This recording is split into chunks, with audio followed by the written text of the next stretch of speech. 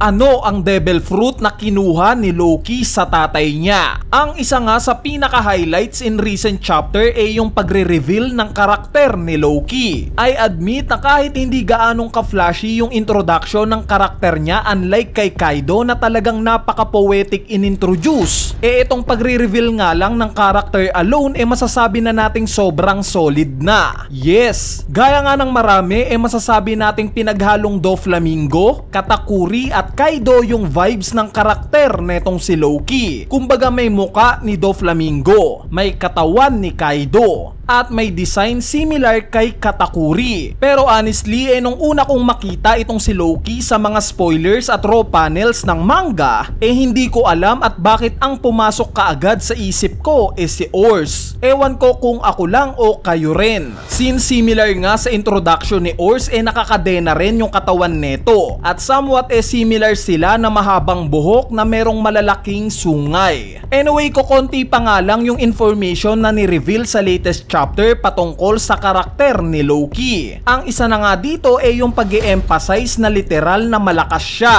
Since highlights nga itong pagsasabi na kinailangan pa daw ang lahat ng giants ng Elbaf mahuli at makadena lang itong si Loki. Bukod pa dyan sinasabing once na makawala daw itong si Loki sisirain daw neto ang mundo. So ganito nga kalala yung introduction sa karakter ni Loki. Directly ngang pinapamuka sa atin ni Oda na napakalakas netong karakter niya. Kaya naman ang magiging tanong nga dito kaaway nga ba si Loki sa arc na to? So base nga sa introduction sa kanya mukhang siya nga ang magiging main villain para sa arc na to. Though hindi pa nga alam ni Luffy yung kayang gawin netong si Loki, I'm sure na once na malaman niya na may kakayanan itong si Loki na sirain ang mundo, siguradong siya pa mismo ang magpapakawala kay Loki. Bakit? Dahil gusto nga ni Luffy ng challenge. At nabigyan na nga tayo ng foreshadowing neto sa Legoland. Nung time nga na nagbigay ng warning itong nakasalubong ng Straw Hat Pirates na nakasakay sa malaking tipaklong, nabanggit nga niya na wag daw pupunta sila Luffy sa kabilang dulo ng Legoland. Since nandito nga daw yung Sun God at wala pa daw nakakabalik ng buhay sa mga pumupunta dito. At guess what kung ano yung ginawa ni Luffy pagtapos ng warning na to? Tumakbo nga kaagad siya ng mabilis sa tinutukoy netong tao na to. Tumakbo siya kaagad para kalabanin itong kinakatakutan nilang Sun God. Kaya naman I'm sure na once na malaman ni Luffy kung ano ang kayang gawin netong si Loki, siguradong papakawalan niya to. At kung magkataon nga napaka-poetic neto. Since alam naman natin na ang tema ng One Piece patungkol sa kalayaan o ang pagiging free ng isang tao, which is ito nga yung nature ni Luffy. Pinapalaya niya yung mga kingdom na napupuntahan niya. Kaya naman in a sense pag pinakawalan niya itong si Loki parang binibigyan nga niya ito ng kalayaan. Kung mangyari nga at pakawalan talaga ni Luffy itong si Loki, hindi man sa next chapter bagkos sa mga susunod pang chapters panigurado na magandang laban ang makikita natin sa dalawang to. Tuturuan ng leksyon ni Luffy itong si Loki na hindi niya kayang wasakin ang mundo, since may normal na tao lang na kayang tumapat sa kanya. Dito ipapamuka ni Luffy na siya ang totoong Sun God sa kanilang dalawa. Dahil as per Loki nga kiniklaim niya na siya ang Sun God. At kung iisipin nyo nakakatuwa nga na similar kay Kaido na kiniklaim niya na siya si Joy Boy at pinrove ni Luffy na hindi ito totoo, bagkos siya ang makabagong Joy Boy mukhang deja vu na naman nga yung mangyayari. Pero this time nga yung pinaglalabanan naman yung titulo kung sino ang totoong Sun God. Anyway, ano nga ba itong devil fruit na nakuha ni Loki sa tatay niyang si King Herald? At bakit ganito na lang siya ka-confident na kaya niyang mawasak ang mundo? Bali meron nga tayong nilista na 3 devil fruit na magfi-fit sa posibleng devil fruit netong si Loki. Ang una na nga dyan itong pinakasikat na theory ngayon na isang Lugia devil fruit daw itong nakain ni Loki. So ano ba yung basis at bakit nasabi ng marami na posibleng Lugia devil fruit itong itong taglay ni Loki. Dahil during Dressrosa arc nga nakita nating nakipag-compete si Harudin sa Correda Coliseum. Remember guys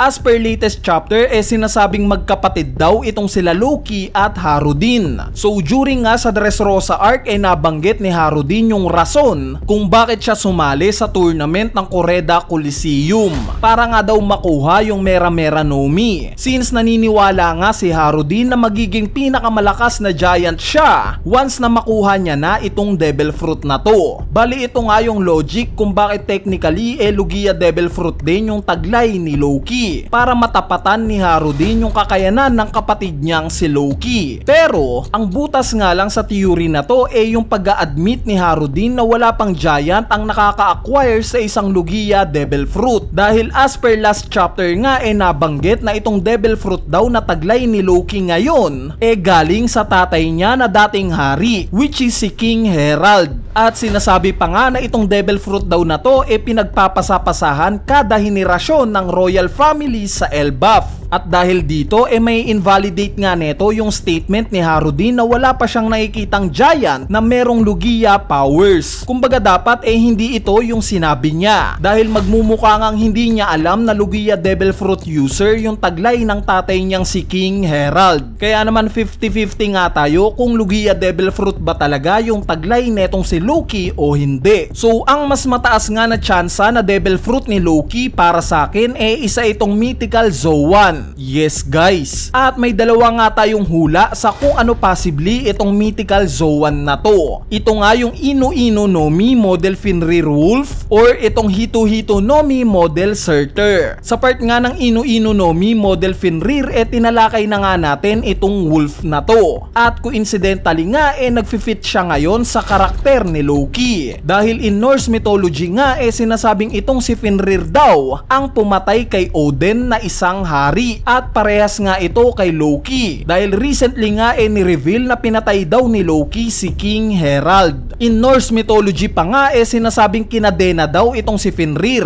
dahil sa takot ng mga gods kung ano ang maaari netong magawa sa Ragnarok. At nagfi-fit na naman nga ito sa karakter ni Loki since nakita nga nating nakakadena itong si Loki nung inintroduce siya sa atin. Ang rason nga neto dahil rin sa takot na baka sirain daw neto ang mundo. Kaya naman itong pagkakaroon nga ng Devil Fruit ni Loki na mythical Zoan Fenrir sobrang sakto sa karakter niya. Sa part naman ng Hito-Hito no Mi model Surtur sa mga hindi nakakaalam during Ragnarok nga in Norse mythology itong si Surtur nga ang isa sa pinaka-prominent villain during sa gera na to. Kumbaga siya yung isa sa mga main villain. Halos sunugin nga daw niya ang buong Yggdrasil tree. At yes, isa ngang fire giant itong si Surtur. So dahil nga sa topic kanina patungkol sa kagustuhan ni Harudin na magkaroon ng Mera Mera no Mi, kaya tayo nagka-idea na pwedeng ito yung legendary Devil Fruit na pinagpapasapasahan kada henerasyon. Itong Devil Fruit na Hito-Hito no Mi model Surtur. Kumbaga naisip ni Harudin na kaya niyang tapatan itong Devil Fruit na to gamit yung Mera Mera no Mi. Apoy laban sa apoy. At possible na ito rin yung rason kung bakit naisip ni Loki na siya ang Sun God since literal ngang gawa sa apoy itong si Surtur, similar sa araw. At to top it off lang kung matatandaan nyo sa isang interview nabanggit nga ni Oda na kung si Sakazuki daw ang magiging bida sa series ng One Piece kaya daw netong tapusin ang kwento ng isang taon lang. Meaning ganito na lang pinapahalagahan ni Oda yung kakayanan ng apoy sa kwento ng One Piece. At since halos similar nga itong si Surtur sa magma na kakayanan ni Sakazuki, dito nga natin masasabi na possible ngang masira ni Loki yung mundo gaya ng kiniklaim niya. Kung sakali man at nasa kanya itong Hito-Hito no Mi model Surtur. Anyway, kung trip nyo pang ang malaman yung koneksyon sa nangyaring Ragnarok in Norse mythology na posibleng lumabas ngayong Elbaf arc, gumawa na nga tayo ng video patungkol dito. Kung trip nyo nga tong panoorin, ilalagay ko na nga lang yung link neto sa comment section sa ibaba. Bali ayan na nga yung topic natin patungkol sa pinaka-exciting na karakter na recently lang ni-reveal na si Loki. So yun lang,